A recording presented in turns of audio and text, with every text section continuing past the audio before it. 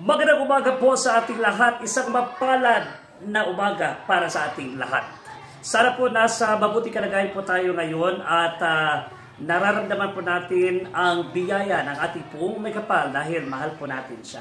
Sa umaga po ito ay suot-suot po natin itong napaka-espesyal na barong. Hindi lang po ito isang ordinaryong barong, o hindi po napaka-espesyal dahil dala po nito ang kultura ng Luzon, Visayas at Mindanao. Kadalasan nagsusuot tayo ng barong, nagre-representa na po ito sa rehiyon, no? Doon sa National Capital Region, particularly po sa, sa Luzon.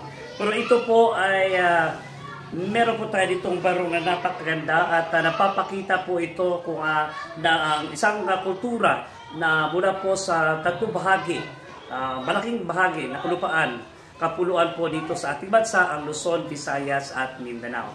Bakit po natin ito suot na suot? Tayo po ay nagagalak, puno-puno po ng kasiyahan dahil na rin po ito sa idadaos at atin pong yung pagdidiriwang po ng buwan ng wikang pambansa.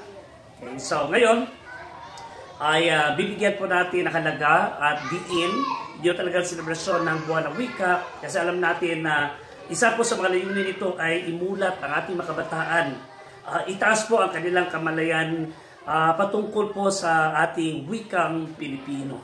Na kahit na Pilipinas, meron po tayong iba't ibang mga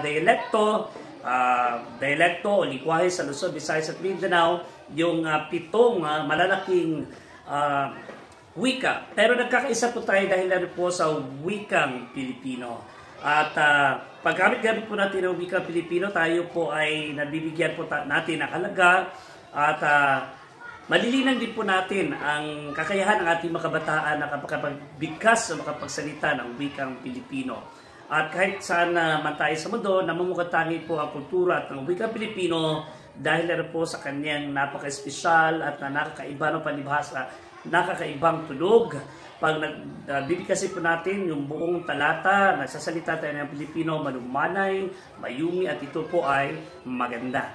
So magandang umaga po sa ating lahat at masayang pagdaraos ng buwan ng wikang pambansa.